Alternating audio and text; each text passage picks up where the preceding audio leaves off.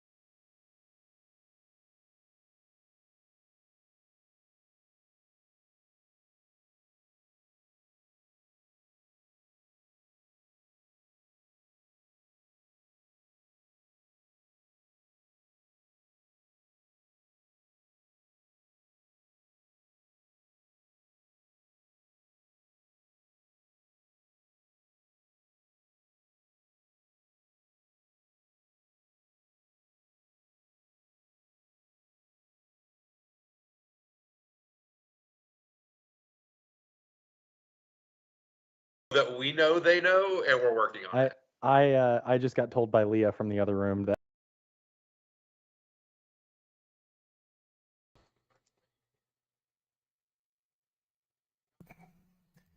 We have so much sound, I don't know what you're talking about. There's maximum sound coming through. You guys are liars. All right, everybody else talking.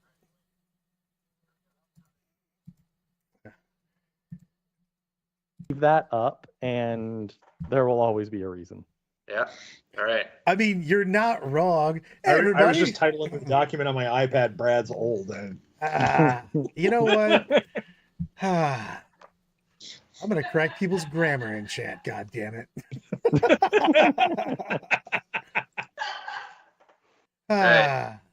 So I just love the cackle in the background. Look, man, that adds Yeah, to it. Heidi's downstairs listening and just saw the thing, and so she's she finds it hilarious. That's really my only audience is look, making sure man. she's laughing. Luckily for me, I'll just edit this out because I'm a ninja. We all know that I'm not going to bother doing that. No, absolutely not. Brad's gonna forget he made this video as soon as he turns it off. Probably. Ooh, I have a good story for everyone. So I occasionally have broken Brad time, and I lose a little bit of time. So I got an email from apparently Broken Brad time with my brain, and got a notification that an Amazon product was coming to me, and I was like, okay, Broken Brad, what did you order? And I ordered a full body shark blanket that you get inside. I am That sounds ecstatic. entirely believable. I'm ecstatic that's on the way. Also, I Now, wait. Why a shark and not a mermaid? Sometimes my wait. brain shuts off, not from drinking. I don't drink at home. Why is it not a unicorn? Because we all know that you're a pretty unicorn princess. True story, but I'm just saying. How would you get in the unicorn? Like with the shark, you pull up the mouth over you, so it looks like it's biting you. With the mermaid, you pull the tail up. What would you do with the unicorn? You go up the backside. I'm just saying, I'm getting a giant shark blanket that you get inside. I feel that when I lost some time, it was for good reason. So I was ecstatic to see it. I mean, look at me, just doing stuff. Who needs your whole brain if you're going to order yourself shark blankets? That's all I'm saying. It's good times. You can I only use really your, thought you were going to say, who needs your whole brain if you're not going to use it all anyway? I mean, clearly. Oh, I like this. I'm wearing my Grogu onesies PJs, and I will wear them to play Warhammer at GK. You know what? Love everything about that. I mean, there is a Fight Club version of Brad. It's the fact that apparently I got hit in the head too much, and now my brain doesn't do stuff. Let's say, if you want to hear about Brad's Fight Club stories, ask him about WTC anytime you see him. That's for off stream though. Those definitely have to be in-person conversations. Yeah. You guys use your brains. I mean, not all the time. but it's I was like, mine is far too damaged to use very often. I'm like, whatever. Those neurologists don't know what they're talking about. People want a link to the shark. I blanket. will get a link to the shark blanket. Brad has to go find it since he didn't actually order it in the first place. Somehow, Oh but- no, I 1,000% do. I'm gonna bring out my Amazon app. By the way, that shouldn't be allowed for me because I will make impulse purchases of weird shit. Apparently, I should have more than one button between me and shark blankets and shit. All right, guys. New game. Who, while drunk Brad is distracted at an event, can steal his phone and order the weirdest thing that he will think he ordered? The better part That's is the game now. these are That's the things that I've done while not drunk. I just don't have a brain. So this is where I'm gonna tell a little story. We were on our way to Adepticon a few years ago. Not Brad and I, but one of my buddies and I. And my brother sent me a text. It was like on Facebook and went, "Hey, I got a new cell phone number. Can you call it?"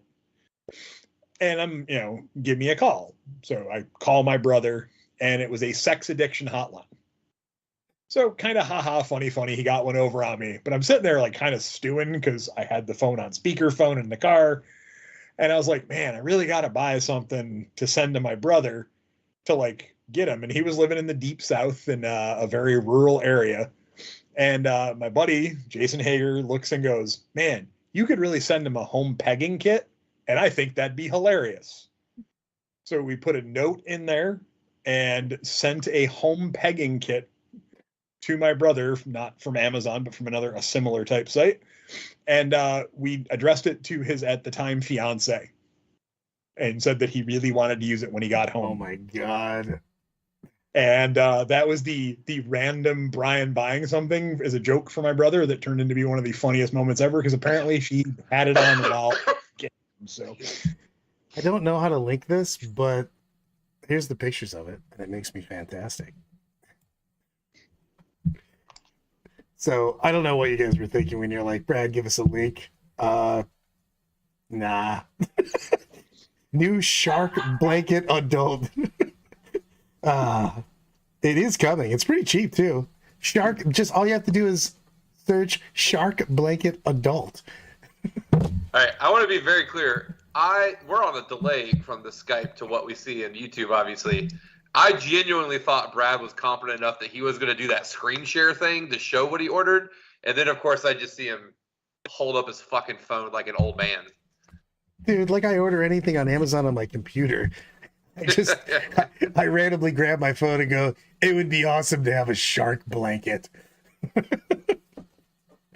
Brad, I am bringing you a gallon of wine this weekend. Don't forget. Makes me happy. Ready your body.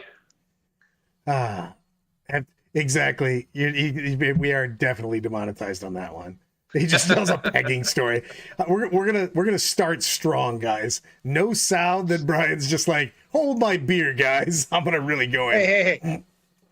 We didn't go into any kind of in-depth, funny about it. Just that there was a kit. Wait. Hold on. There you go. That's All fair. right. We're moving on. Moving on. So we're gonna do stuff and things. Today we're gonna talk about the journey from Magic the Gathering, the card game. I don't know if there is another Magic the Gathering anything. I guess it's just the card game. Too. And we have both Lyle and Ryan. I love that you scratched out Brad and put Horton in. That's fantastic. I do have to make a 9 Dreadnought list apparently today. So things are happening. Also, I would like to say I found out that my mic has been turned off for the last 5 minutes, so you can go ahead and scratch Horton off and put Ryan. Yes. We just got to find out why Lyle fucked up later on, and then I mean, he's trying to There you make go. me go to an Now event a it's day Ryan's turn. early. All right. We're out of room on this index card. I need a bigger sheet of paper. Lyle did tell me today, everyone, that he's going to pick me up at a time that I was planning on not being in the same state. So I planned Look, perfectly. There's only one person on this stream that is a designated death or glory adult. This guy right here. All right. Well, somebody has to know when people are getting picked up because it sure as hell ain't Brad. I mean, come on. We just said that I ordered stuff when my brain blacked out with no alcohol involved. You don't want me driving? Neither does the state. Boom! And Lyle already picked Leah and I up at ATC once whenever our belt went out because Brad went, man, your car sounds terrible. And our belt snapped literally that second. That's true. You guys made it like 8 feet away. Yeah. Designated adult right here. So tell me guys, how long have both of you been playing? And when did the transition start, and were you doing both for a while? Do you still do both? So, yeah, I played Magic from Shards of Alara off and on. And then I know Brian's going to be like, man, you freaking rookie. You haven't been playing that long. That's a long time. And then I started playing professionally / competitively during Return to Ravnica block. And really got into Legacy and Modern, played on a pro team for a while. Had a lot of fun. Took some time off. Started getting back into competitive scene about 2 years ago, and then Modern Horizons 2 came out, and I said, screw this crap. And took the plunge into Warhammer. And I've been playing Warhammer now for about 14 months or so, give or take. You're a baby. You're a 40K baby. I am a 40K baby. And a 40K baby who's doing pretty well, apparently. 40K baby prodigy? Baby boss? Boss baby. Baby Shark. Baby shark. Brad is Daddy Shark, and I'm Baby Shark. There we go. We're good. All right, so I started playing Magic back in, I want to say it was 99, 2000, when I stole my first Invasion booster pack from a sealed Scry magazine at a Walmart. That was how I got into the game. Fucking criminal. Nothing has changed. Do the Nothing plastic has slide the changed. booster out, walk out. Yeah, Educating the youth of tomorrow now. yeah. There's a reason they stopped selling those at Walmart. Yeah, because delinquents were stealing shit, apparently. It's because of Lyle that they keep the Magic packs near the cigarettes now. I don't know. No, I think they've learned. I think most of them, or at least a lot of the ones up here, they have them near the TVs where there's way more security. So, like back in the electronics section. Yeah, so I started playing in Invasion block, and I've mostly played the entire time since then, off and on. I'm not allowed to play anymore. I'm not allowed? Would you just No. get tased from the organizers? Heidi made it very clear I was not allowed to play anymore. Okay, that makes more sense than that. I'm just waiting like, uh-oh, they get the cue. Lyle's in the area. Get him out of here. Security. No, I have been banned from playing by Heidi. Because I had switched to Arena once I got back into it. But I was reasonably competitive for the first, I don't know, until I was in my mid-20s. I did very well in a variety of tournaments. Got pretty frustrated with the payout system in Magic, that I felt like I was wasting my weekends and losing money on events missing cuts just barely, and it was annoying. And I was a broke teacher. And now he plays Warhammer. But I was a broke new teacher, and I couldn't afford to be doing things that didn't return value. So I decided that it would be a better return on my investment to be a judge. So I got into the judge program, did very well in that, got up to level 2, was starting the level 3 application process. I was the area captain for North Carolina back right before. That was actually how I met Heidi. Would you like to hear a fucked up story, Brad? As long as it's not going to go some weird pegging shit, yes. No, mine's way more appropriate and mainstream, kind of. So I was running my first PTQ at Lucky's in Greensboro, and I had hired the staff for the event since it was my first event, largely based on the recommendation of other level 2 and level 3 judges that I respected and had offered their advice. One of them being Heidi, who I met through the judge program, that a shared mentor of ours had been training her up and told me I should hire her for her first PTQ. had never met her before.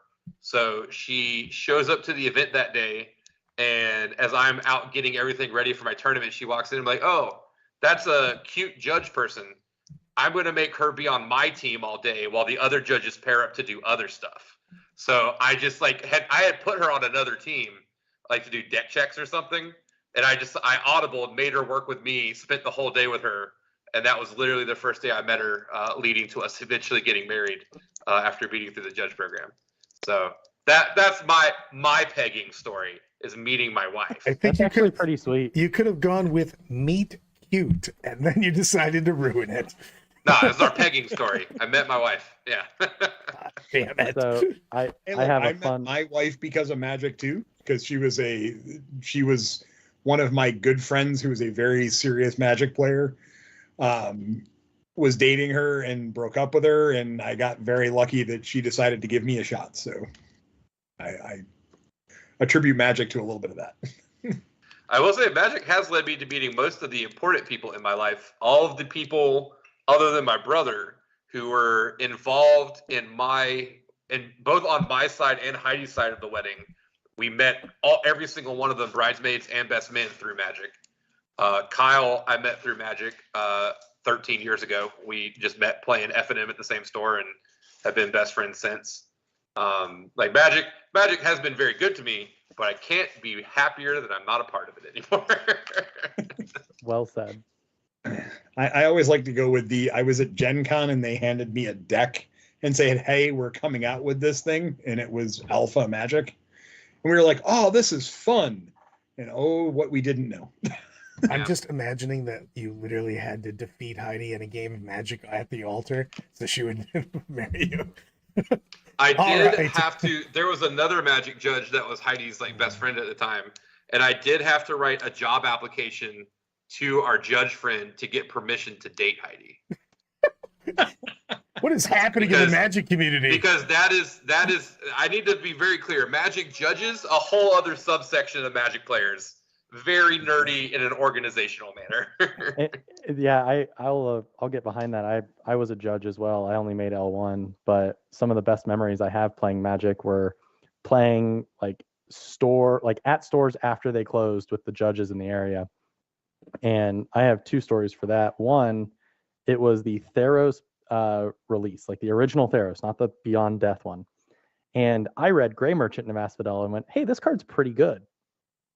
If you can do a lot of black stuff. Well, I ended up drafting 7 of them in my deck because nobody else wanted them. And turns out when you're drafting and you have 7 Grey Merchants, you win a lot. I should don't die on turn 4. Yeah. Yeah, right, exactly. But Theros was kind of slow, so I was all for it. The other one, we were playing a game of Commander, and I had one of each duel out, like the original duel lands, plus a command tower, because that was the only Commander land at the time. And one of the other judges went, haha, Xbox achievement, and played Ruination. Ooh. Yeah, Brad clearly has no idea what we're talking about. Yeah, it's great. Yeah. I love it. But I stopped being a judge. I let my judgeship lapse. The next judge promo was the Phyrexian Elishnorn. Oh, yeah. Tell me the difference That was a between the pretty Magic, the Magic tourney situation and 40K situation, the communities. Oh. So, I have to answer this because I literally talked to Kyle about this yesterday. If you would like to wallow around all weekend in a cesspool of toxicity, go to a Magic tournament. Well, that's a huge selling point especially there. I'm on my way. a state championship or a PTQ qualifier. You will meet some of the most try-hardy people you have ever met in your life. And that is the biggest difference to me, is the percentage of them at 40K tournaments. Coming to Magic tournaments, that was the biggest. I'm sorry, I'm saying it backwards. At Magic tournaments, at coming to 40K tournaments, one of the biggest shocks for me, and it was the reason I didn't want to do tournaments forever, was I assumed that the eccentric negativity that is very rampant in a lot of competitive Magic areas would be what I would deal with at every single table in 40K tournament. And it made me assume that I would hate a 40K tournament when that couldn't have been further from the truth. And what's amazing to me about all of the Magic people in that really try-hard circle is I feel like they're all really bad at the game. Like, I say that with love, kind of. I feel like there's no love whatsoever is being put on I'm that. gonna say that so I don't get roasted, right? But there's a lot of plays, you know, in Magic it's very particular, and a misplay will cost you the game. And they'll be really tryhardy, and then they'll make a drastic misplay, and then blame their luck and flip the table and go about their merry way. I would say you have very similar groups. Like, these people exist in 40K. You have the people at the top who don't really care about what their opponent does because they know they're going to win because they're that good. Then you have the people at the bottom, they're there to have a good time because they don't care if they win or not. And then you do have a group of people in the middle that think they're better than they are and can nickel and dime and whatever to beat opponents that they may not respect very much. That you do get those people in Magic as well as in 40K. I think the Venn diagram in Magic is a lot closer to a circle. There's a lot more of them. That group is just a larger percentage, unfortunately. And since it's a game that generally has way more people at events, like I've judged an event that had 4,000 people in it. You're if it's a larger percentage and you're starting at a larger number, it just kind of ends up being a more common experience, unfortunately. Now, I will say my experience is the last Magic tournament I worked was 5 years ago, so maybe it's better now. I have no idea, but it was unfortunately a very common thing. The last event that I went to with Leah, because Leah dabbled in some Magic as well, and she had an experienced player tell her that she could not target a Planeswalker with Lightning Bolt because the particular printing of Lightning Bolt she had said player or creature, which Lyle and I are looking at it going like, and Brian would be like, you're cheating, dude. You're taking advantage of a girl who has no idea because she liked the art on that card. And instead of, you know, any other printing that said any target. And so she came to me later and was like, hey, what's the deal with this? Like, you told me it could hit anything, but he said no. And I was like, he lied to you. What does P2Q stand for? Because right now I'm thinking myself. Pro Tour Qualifier. Yeah, Pro Tour Qualifier. So it's not pumpkin tomato quality. Got it. No. Because that's what I was thinking. Yeah, I don't know the names of the levels of tournaments now. They had gotten rid of the Pro Tour Qualifier path, and then they brought something similar back, but it may have different names now, RCQs or something like that. So I'm not exactly sure of the current vernacular. They have an equivalent, but yeah, who knows what they're called. Yeah, now. and I know they just eliminated the judge program. It's been. I'm very happy that I haven't ran a Magic tournament in about 15 years. I fully admit to that. I'm very happy to be away from that because the thing you said about the level of toxicity, although yes, there is toxicity at Magic, I have never at the end of a game from a Magic player not either heard them complain about their opponent top decked, they got mana flooded, they got mana screwed, or they just didn't draw the right card. And that's the only reason they lost. It wasn't the Magic players have a tendency to make excuses. Yeah, and 40K. I remember watching. My dice went against me, or my opponent rolled hot, or I fucked up. It's usually those three things that you hear. And you know, the more I play 40K, the more I realize, you know, even more so than Magic, the dice really very rarely matter in a game, and the decision making is much more important. And you know, I'm working with some people locally. We do like an intermediate day, and the first thing I try to tell them every day is, don't blame the dice. If you're blaming the dice and not learning something from the game, then you're not going to improve and get better. Because I've had some games where I've had horrible dice, but I've still won, and I've had games where I got tabled and I still won. And you just got to try to learn from it, try to get better, and try to make better decisions. You know, if you have 3 9-inch charges that you were planning on making and you don't make any of those, well, how could you have, you know, not left yourself out in the open and failed a 9-inch charge and then got blown off the table? These charges make me sad. Don't do them. No, they're bad. Don't do them. Like, it's less than 50%. Don't do them. But the thing is it's a great point on that, because you should be learning all the time. 1, 2, movement is key in this game. So it's such a big thing. I say all the time, try to take the dice out of the game as much as humanly possible. All the time, because you can set things up, move block for the win, baby. Now I'm gonna give you guys a question on this. You guys had prize, like cash prizes and stuff for Magic, correct? Yes, they can be very large depending on how high of a level. What are you your get to. guys' thoughts on cash and things of that nature for prize support in 40K? Because my personal thing is I'm not super big on it because I don't want the game to be a sweaty mess. You know what I mean? I want it to be the fun game that we play right now. And I don't know if that can continue, but there's a lot of people pushing for it to be an esport. You know what I mean? So I would like to hear Ryan and Lyle's opinions on this before I weigh in. hit me. Lyle, you want to go first? You want me to take it? You go while I collect my thoughts. Okay. I kind of have mixed opinions on it. I'm kind of like Brad. I think that where it's at now, people do it for fun, and people do it for their own reasons. But I find that a lot of people establish some form of self-worth in whether they win in a game like this, and it has nothing to do with money. And those are the people that you need to keep your eye on and, make sure that they're not telling you things incorrectly. And whether you have money or not, I don't think that's going to affect those people. I think monetary prizes potentially bring a higher level of competition because more people will, go to it.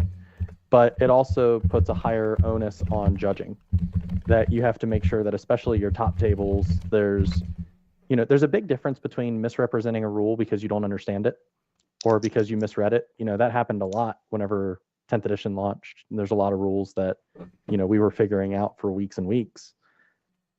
But if you know the rule, but you're unfairly representing it because you know that it gives you an advantage, there's a big difference in that. And, at a certain point in time, you kind of lose the ability to say, hey, I misrepresented that rule because I didn't understand it, if you're going to be competitive enough to be competing for cash prizes.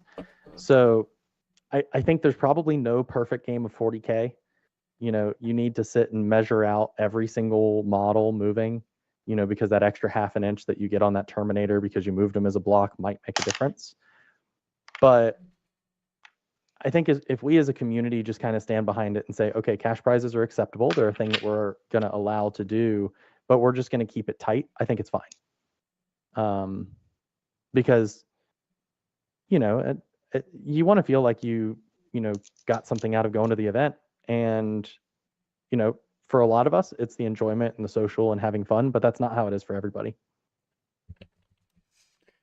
From a conceptual standpoint, Magic tournaments and 40K tournaments are not playing the same game operationally.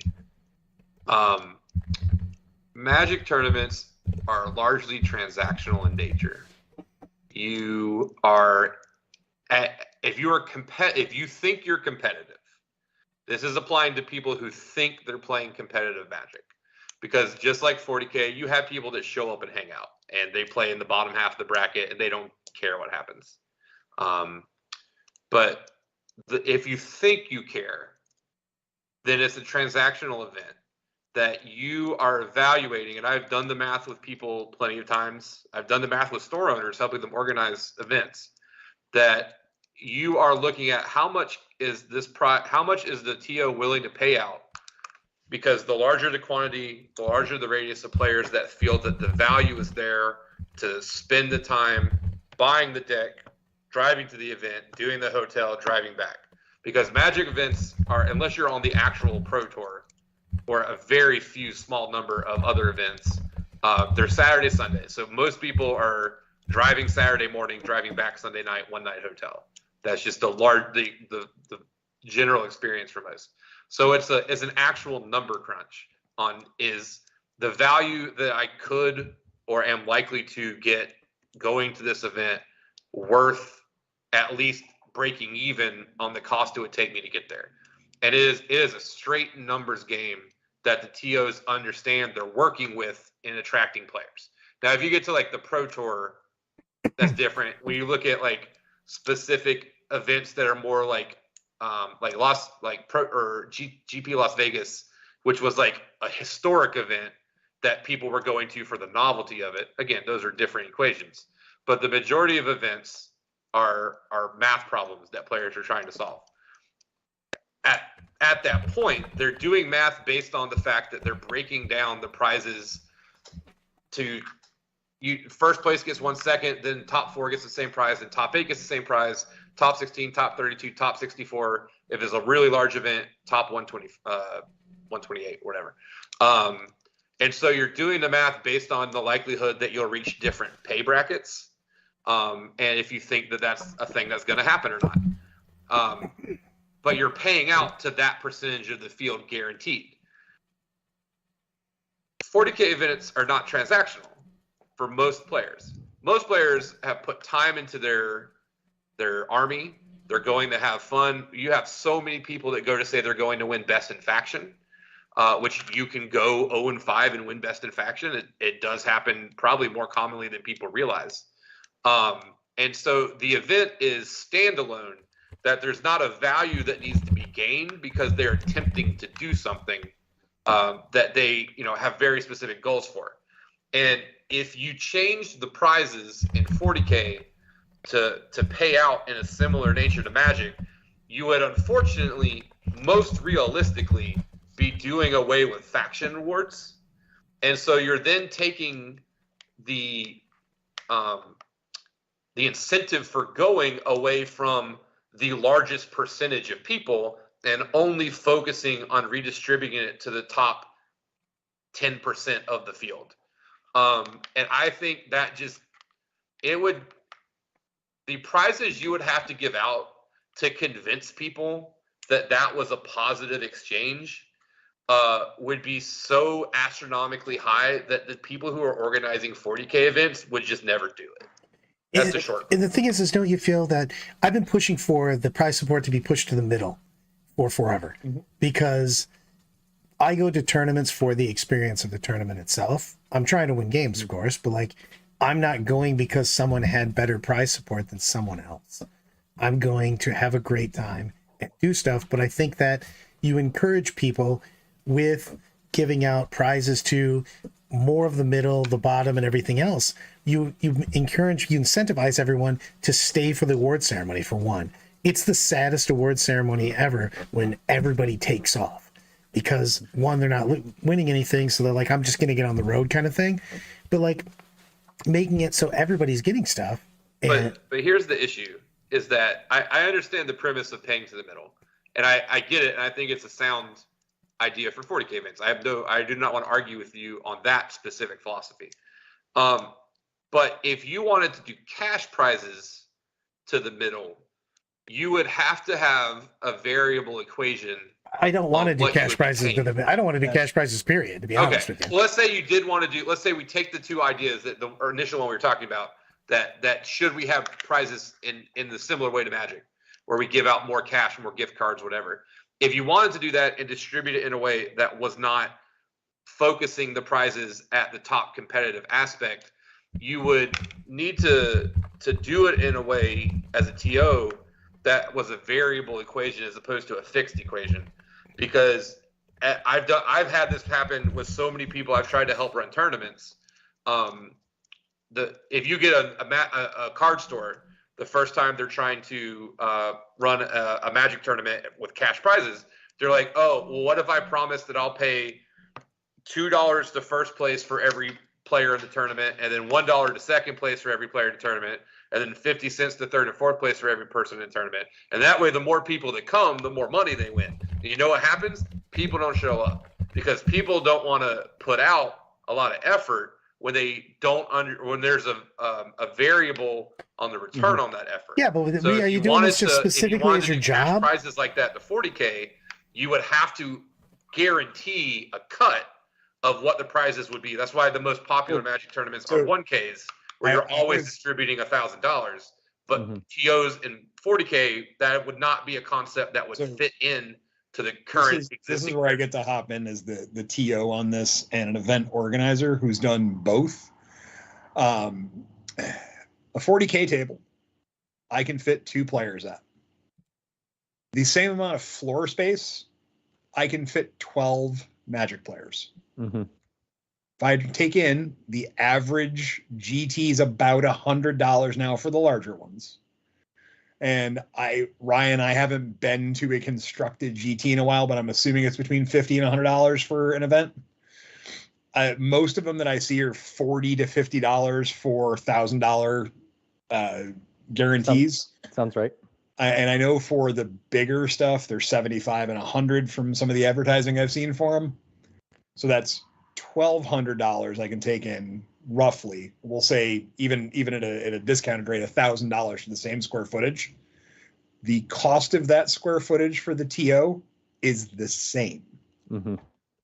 Right? Yeah, for the you space add on- that they did LVO in Vegas, they have fit 8,000 Magic players. Yeah. And there's no way there was 8,000 40K players there. And like Brian's So- saying, the cost is the same either way. The cost is the same either way. And then you have to put on top of that cost, right, of the floor space, there is no floor space cost for Magic. The additional cost of that floor space is a game mat and a table's worth of terrain, which at the cheapest is about $300. And that is a continual recurring cost because, hey, guess what? The editions changes. You have to edit the terrain, as Lyle and I both are going through kind of stuff with this right now. People break it. People break it. There's definitive cost inhibitedness. That's why like really good 40K tournaments, and this is where I'm 100% opposed to cash prizes.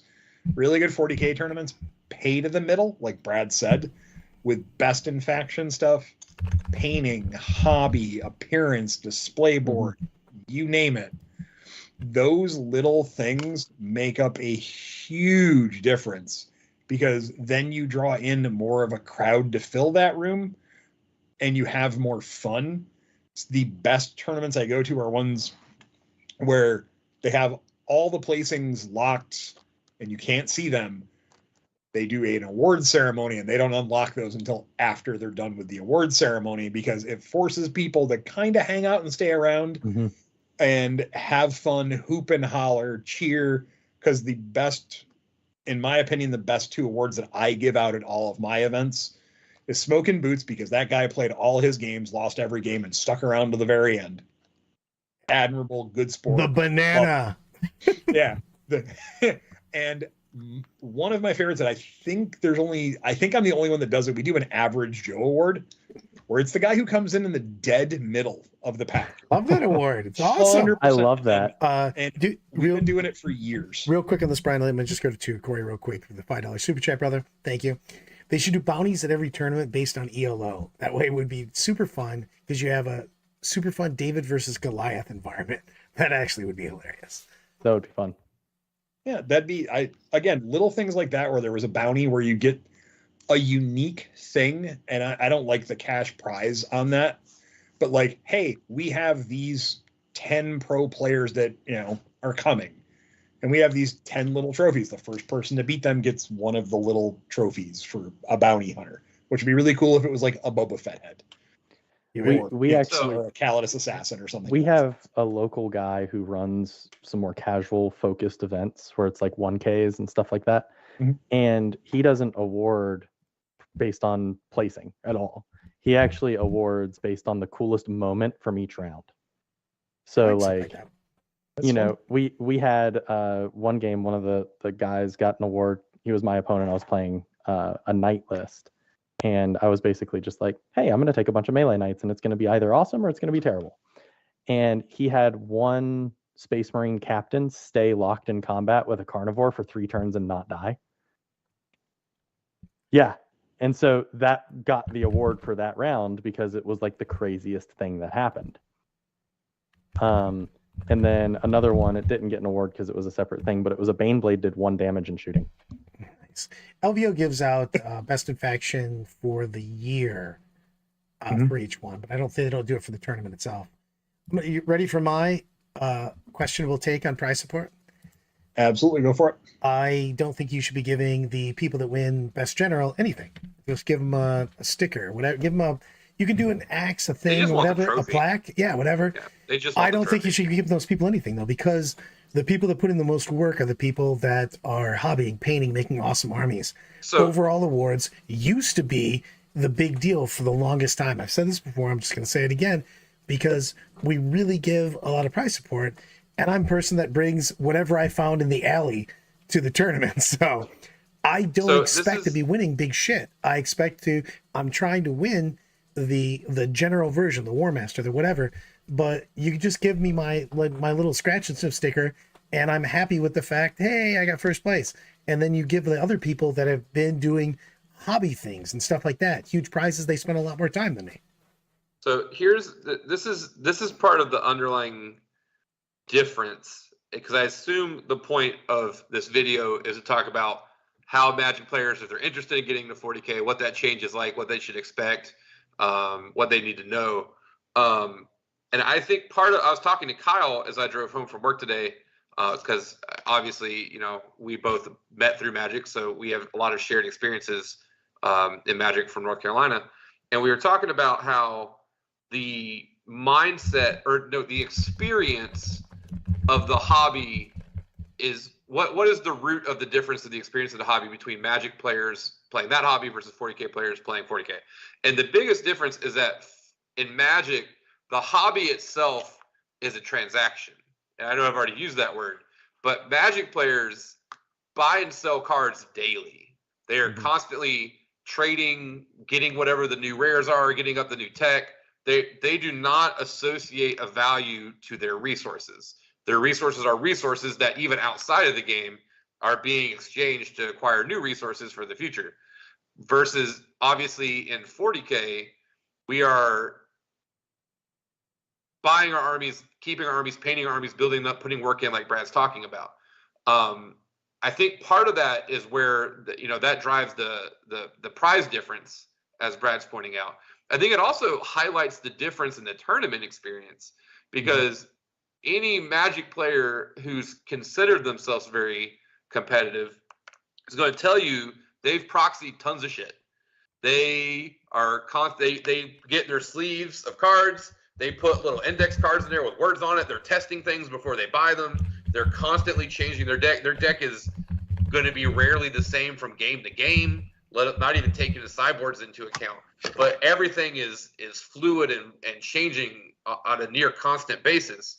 Whereas that's just not the experience in 40K. In 40K, like, you can change your list, but one of the biggest shocks to the system for me coming from Magic to 40K was that I couldn't just change my list on a whim and play the new thing. Because whatever I wanted to try, because I thought it was better, I had to go buy it. Not everyone has it in stock. If they do have it in stock, it takes time for me to build it. And then if I want to go to a tournament, I got to paint it. And that by the time I get it painted, maybe I think it sucks. I need to try something else because the meta is different. So the idea of, in Magic, you are trying to not only rapidly adjust to what the meta is, you're trying to stay ahead of it and anticipate. Whereas, like, there's some of that going on in 40K, but not very much, because you kind of have your stuff and you got to take care of your stuff and get it ready. And so you're going to be preparing for events in a completely different way, because you're kind of really saying, what do I have and how can I make it good versus what do I need to go get so that I can compete? We had a Magic player recently ask me at the store. He was like, I really want to switch. He goes, because I'm not enjoying Magic anymore. He was like, and he's hung out with us and been around the community and was like, you guys seem pretty chill. He goes, very few of you complain and bitch and moan the entire time. He goes, don't get me wrong, there's bitching and moaning, but it's very limited. And he was like, what's the one thing I should do? And I'm like, you should start an army based upon what you think you like and buy that army and have that army. And that was a really hard change coming from 40K. I actually agree with that, and I preach that as well. Because coming from Magic, you've got decks that, are prevalent, huge parts of the meta, and then one thing gets banned, and then that deck doesn't exist anymore. Yeah. I do want to go to the wall real quick for a $2 super chat from Skill Check telling me that I'm about to go down. So I don't know what that means, but okay. He's playing as the person running the tournament this weekend that we're going to. Oh, gotcha. Nice. Yeah. But the thing about 40K are a couple of things. One, the rules are not printed on the model, right? And I think that the new index cards that we're getting, the data cards are a good direction for that, where we actually have our rules on hand. But the fact that the rules aren't printed on the model creates this unique thing where they can go update those rules later, or they can change the point values or whatever to keep your models relevant. In Magic, Savannah Lions is never played anymore. Why? Because it's terrible. Because that amazing card that everybody thought was broken 10 years ago and everybody jammed into your Naya Zoo deck, well, now there's Ragavan, and it's just way better. And in order for them to sell new material, they have to print things that are either more unique or stronger than the things that were beforehand. And that's not the case in Warhammer, right? You can build an army, and if you have every model in the army, you can build a relevant list. And I'm going to make another controversial statement here. The balance in 40K is way better than the balance in Magic. That is like not even remotely close to the balance in Magic, right? In Magic, let's look at Standard. You know, there's like 3 decks ever that are any good. And if you're not playing one of those 3 decks, you're going to struggle to win an event because someone playing one of those 3 decks is going to win it.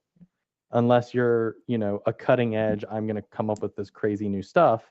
And there's a couple of players who do that, right? But then once that deck gets discovered, the worst of the 3 decks gets pushed out and that new deck gets put in.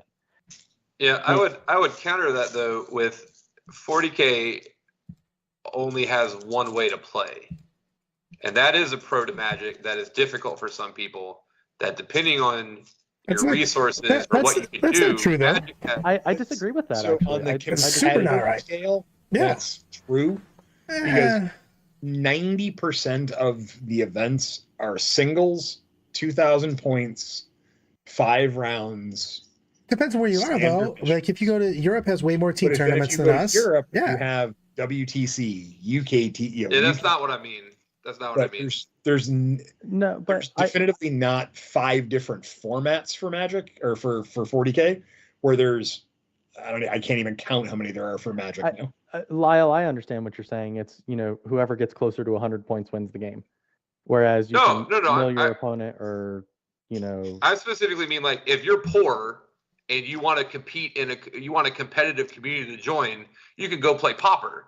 There are Pauper tournaments online. There's Pauper tournaments in person that pay out $1,000 just like a regular standard event. If you want to just, you know, wipe your bills or your nose with $100 bills, you can go play Vintage. There's people that'll do that with you while you wear top hats and monocles and mock the pores. I mean, you know, I don't have any money at all, but I would like to go wear a top hat and a monocle. I don't need to mock anybody on it, but that's how I'm going to my next tournament then. Like your situation in Magic, because it's so transactional, kind of dictates what you realistically have real world currency to invest in. Mhm. And you can play a format of Magic that will give you the experience you want at the price point that you're willing to pay. Versus 40K, I mean, you could buy secondhand, but like the models cost what they cost, and everyone kind of just plays like 2,000 point games most of the time. Like there's other things, there's doubles, there's probably stores that do escalation leagues and things you could count. But the majority of the time you're playing 2,000 point 40K, and that's just what it is. So it's a little bit more, you could describe the barrier to getting into something, depending on your situation, could be more difficult in 40K versus Magic, where there's a lot more choice of what you can partake in. Yeah, I agree with that. But with that being said, the barrier to entry in 40K, I think, is actually much lower if you're talking about just getting in, because what's more expensive, playing Standard or playing 40K? I mean, you could definitely make the argument over time that Standard is clearly more expensive, since you have to constantly be buying new things. Yeah. Look, my highest upvoted post on Reddit is me standing next to a stack of Tau boxes this tall in a GW store that I got by selling like 2 legacy decks. And I just took the cash and immediately bought an entire Tau army that was 5 feet tall of boxes. So like the cost of entry into, and that was like 2 of my decks. I still had plenty more Magic decks. So the cost of entry into physically purchasing the things, yes, is lower, but you still have to buy 2,000 points of stuff most of the time. And there's still just a static cost of what is this bare minimum amount of my army. Even if you're looking at the cheapest armies, Knights, Grey Knights, like there's still like, you have to have this much money to play this game. Whereas you can lower that if you want to in Magic to get something a little more easily to access. I think Games Workshop is trying to do it, and I think they're trying to do it in an effective way where they've actually made Combat Patrol its own separate. I know it still needs work, but I like that they're going in that direction. Peach just comes in with a $5 super chat. I don't know what we're talking about. I just showed up. All I know is we haven't talked about Space Wolves nearly enough. Oh. So on the Magic side of things, the big difference I can say between going from Magic to going to 40K, when you go into Magic, You can probably not in Magic go into an event at your local store playing on a Saturday and go, hey, can I have this guy count as this card? The answer is going to be 99.9% of the time no.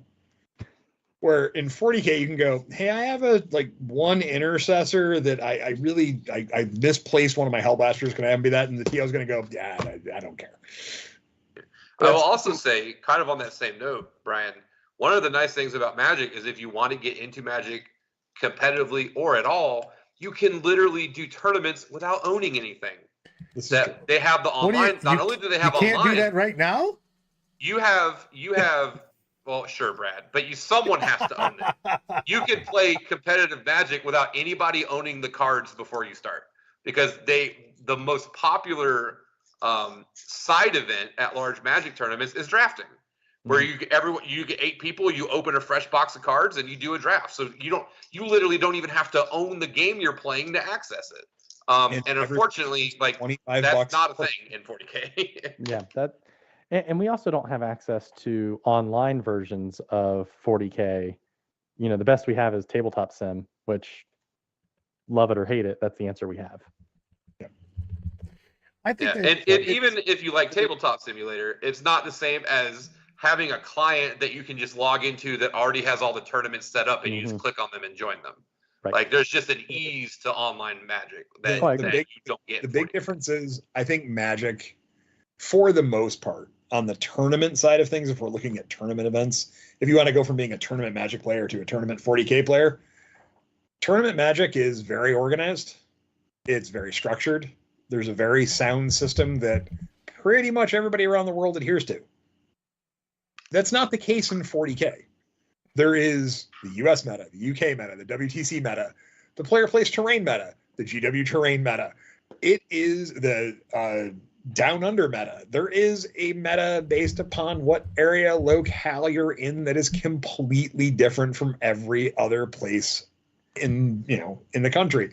And that's something that takes an immense amount of difference to understand, because you'll be like, when we talk about events and going to events, we're like, yeah, what type of terrain are they using? Oh, they're using player place terrain. I don't like player place terrain for this reason, that reason, the other reason.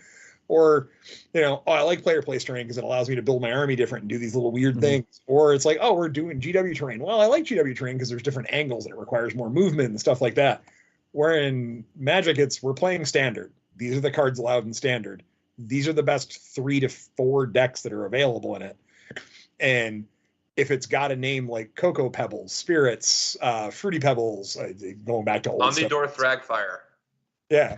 If it's got a name and it's known, people know how to play it. People know how to play against it, more than likely.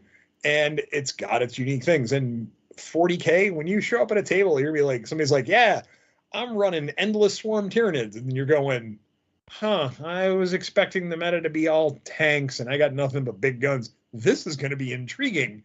I'm not sure how I'm going to do, but we're going to try it out. And you just see different swings, which is kind of why I like the balance in 40K more. I'm going to go to the wall. I got to go to the wall for 2 things, guys. Yeah, I want to go to the wall too. So we're going. Peaches comes with a $5 super chat, and I already threw up the meme for it. I'm watching the Fifth Element right now, and I'm pretty sure I could very easily convince Brad to go to an event just going multi-pass holding his ticket 1,000%. I do want to go with one of the comments because I thought it was a big deal. Is it Jared's comment? I'm going with Mike's comment first. Ganny NG. Okay.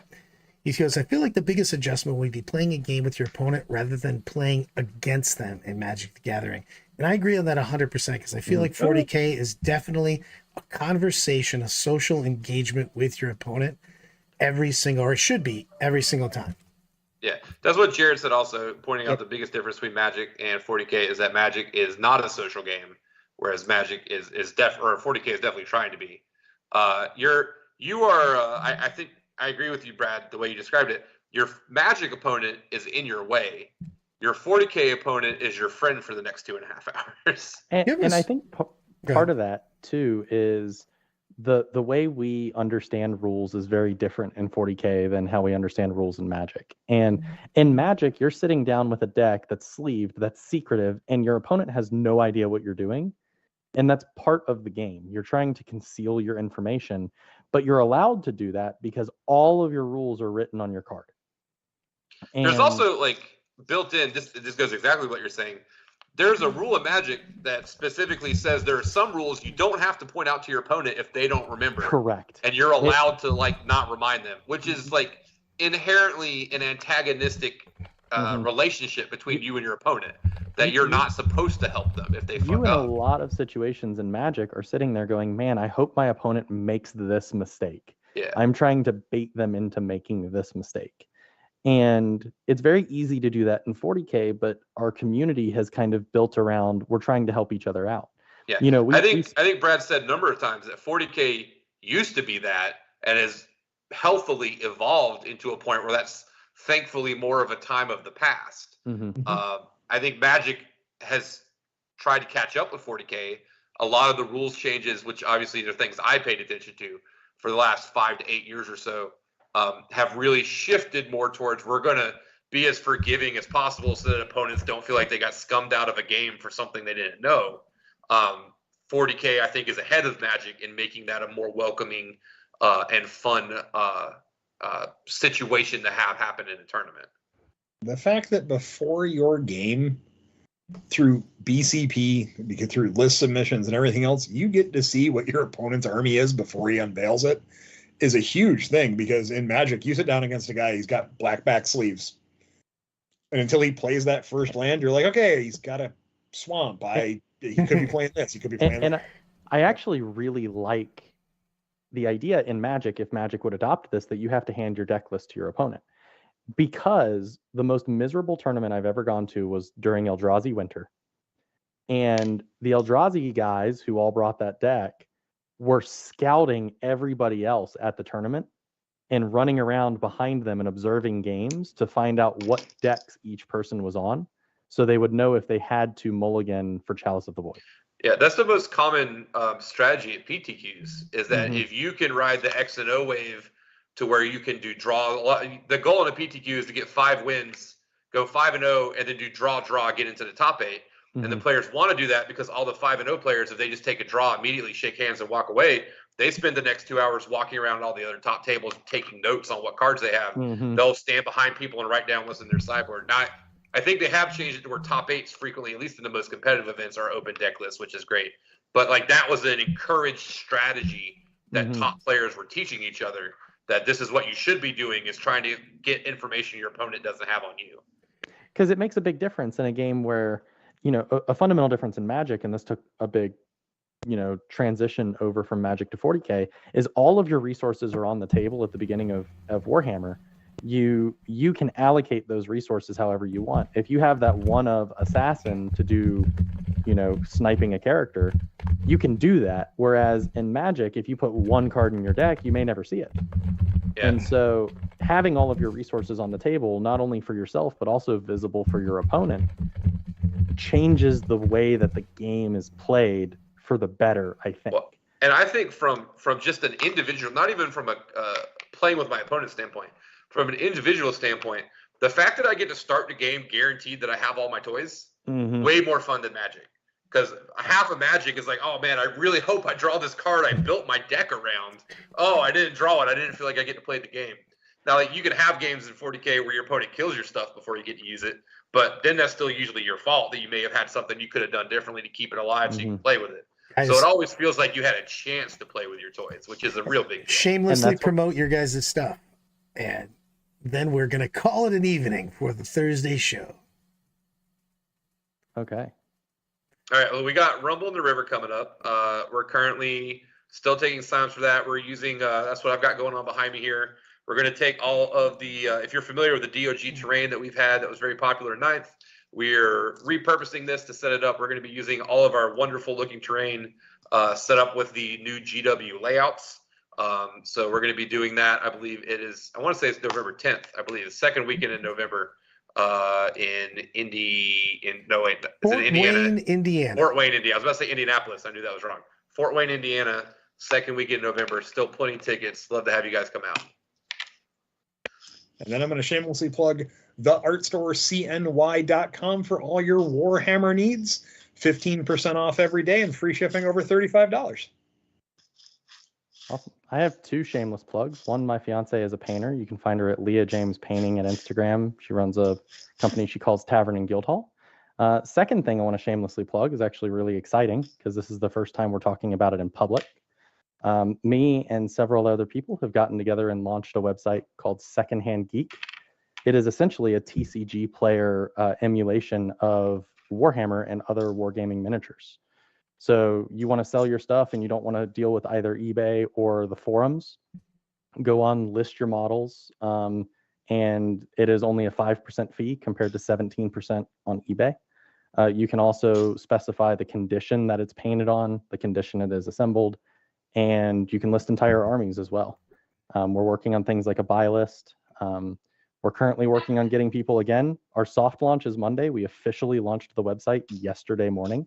So go give it a shot. It's 2ND Hand Geek. So Secondhand Geek, but the 2 is a number. I'm going to shamelessly promote this $5 super chat from Peaches. If you're submarinating and are doing underhanded stuff to eke out the win instead of chugging cheap beer like PBR and falling down drunk, you suck at 40K. Oh, Jesus. That is fantastic. And with that, everybody Queens wave us out because there's not going to be any better words of wisdom than that going on, my friends. Stay Thanks. milky, my friends.